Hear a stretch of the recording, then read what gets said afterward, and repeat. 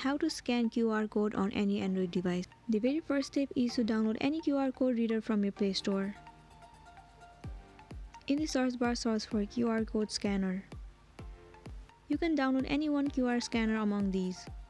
Once you have downloaded the application, click on Open. Click on this arrow.